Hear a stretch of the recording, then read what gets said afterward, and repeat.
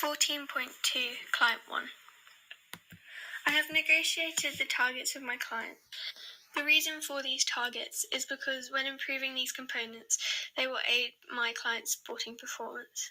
Firstly, he wanted to improve his sit and reach score.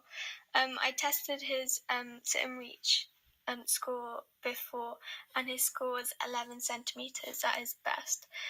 So I will test improvements made by using the sit and reach test at the 3-week stage and the 6-week stage. Improving his sit and reach score will improve his flexibility in his lower back and hamstrings. So relating this to football, so his sport, he will have a greater range of movement so that he can extend his leg fully to create maximum power when kicking a ball, which will aid his sporting performance. Secondly, my client wants to improve his speed. So we tested his speed by doing the 30-metre sprint before the training programme, and his score was 5.07 seconds. I will test improvements made by using the 30-metre sprint test at the 3-week stage and the 6-week stage. To improve my client's speed, he will need to improve the power in his legs and also improve the aerobic glycolysis energy system. This will therefore allow him in the sport to make faster sprints into the box so that he can get past his opponents quicker and create more opportunities for him to score. Thirdly, my client wants to improve his yo-yo test score, and in turn this will improve his VO2 max. So his yo-yo test score was level 16.8 to begin with. So to test improvements, I will make him do the yo-yo test at the 3-week stage and the 6-week stage. And like I said before, this will improve his VO2 max, and it will help improve his aerobic energy system. Relating this to football, he will be able to utilise more oxygen efficiently so that his muscles can continue to contract throughout the game. So his fatigue rate will be lower. Lastly, he wants to improve his vertical jump test score. His score before training was 52 centimetres. So I will test his improvements made by using the vertical jump test at the 3-week stage and the 6-week stage. To make sure he improves his vertical jump test score, he will need to improve the power that he generates in his upper leg and lower legs, and also improve his ATP-PC stores, which will aid him to jump higher and recover more quickly so that he can jump again. In football, this is relevant as he may need to go up for a header repeatedly over and over again, so his muscles need to recover quickly in order for him to jump multiple times. Week 1. All these training sessions will take place after my client's been to college, so in the evening, as apart from Saturdays for 2 to 3 hours, he has no other commitments. For the first week, my client's warm-up will start with a pulse raiser. So this will consist of footballs will be placed inside an allocated area, and then he has to place the footballs around the outside of the area and then back inside of the area at a high intensity. Then a gentle jog at 60 to 70% of his maximum heart rate to each corner of the area. Next, he'll be doing some dynamic stretches, so walking lunges, walking hamstring stretches, heel flicks, and then holding those heel flicks, high knees, and then once again holding the high knees every 3 that he does. The reps of these leg stretches are 5 reps on each leg. Next, he'll be doing dynamic arm stretches. So whilst walking, he needs to pull one of his arms across his chest so that he feels the stretch down the side of his shoulder. So 5 reps of them on each arm. And then to stretch his shoulder muscles, he needs to put his arm above his head and then pull on his elbow towards him. This will cause a stretch in his shoulder, so he'll do 5 reps of that exercise on each arm. And then finally, a skill-specific drill. So the skill-specific drill will be passing the football against the wall, starting close and then gradually moving further away from the wall using both of his feet.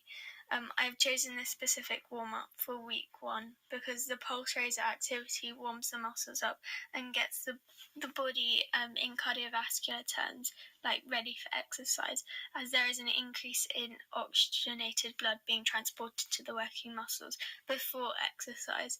So this is important in the rowing activity on Monday, as the client will be working aerobically, so they will need an increase in oxygen circulation within the body to prepare them for this work.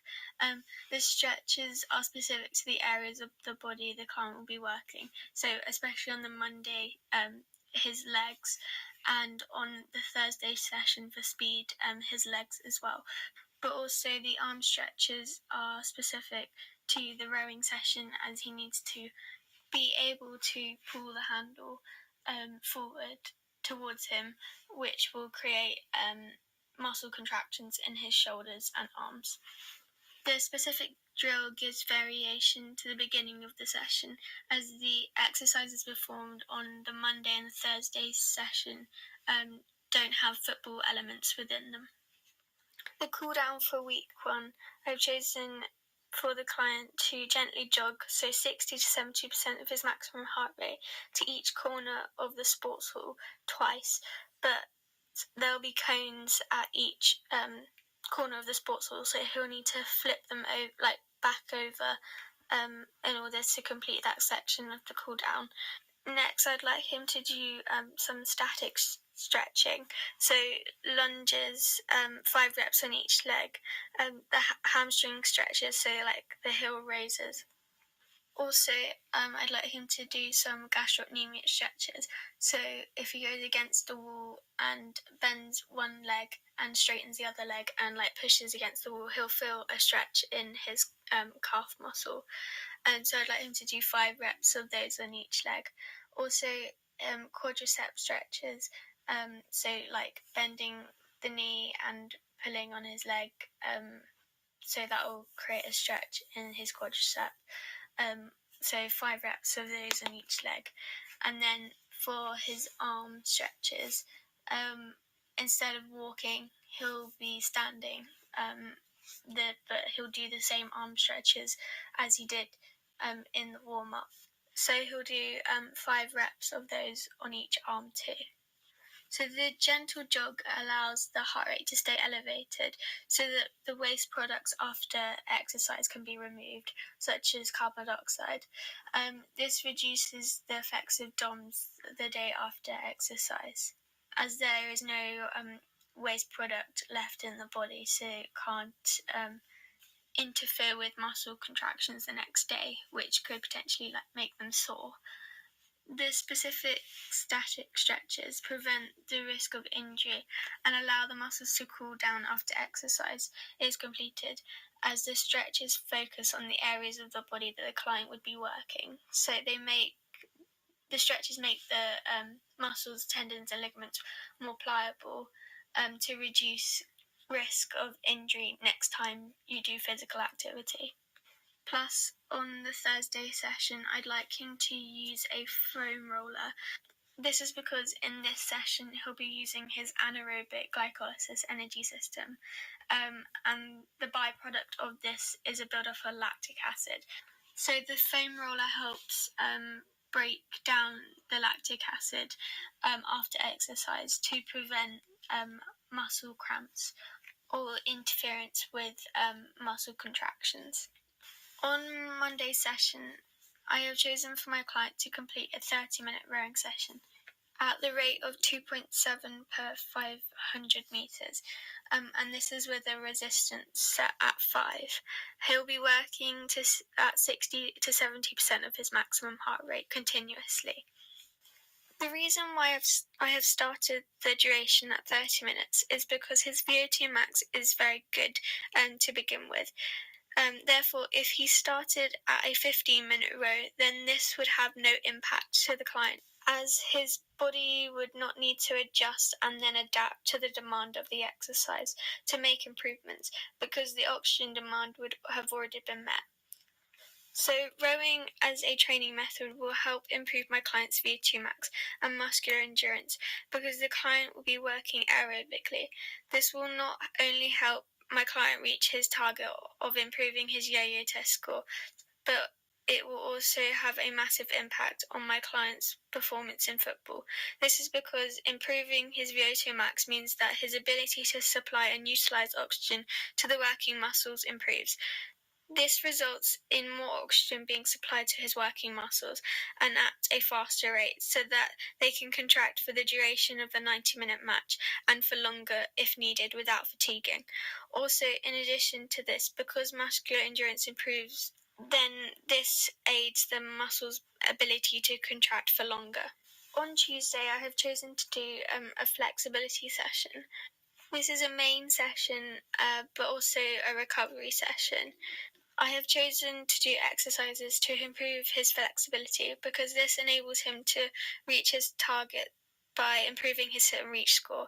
On the other hand, improving his flexibility will help reduce injury risk as tendons and ligaments are less likely to tear if they are overstretched. In connection to this, increased flexibility will help generate maximum power as the tendons and ligaments won't inhibit the lever to fully extend after flexion of that lever.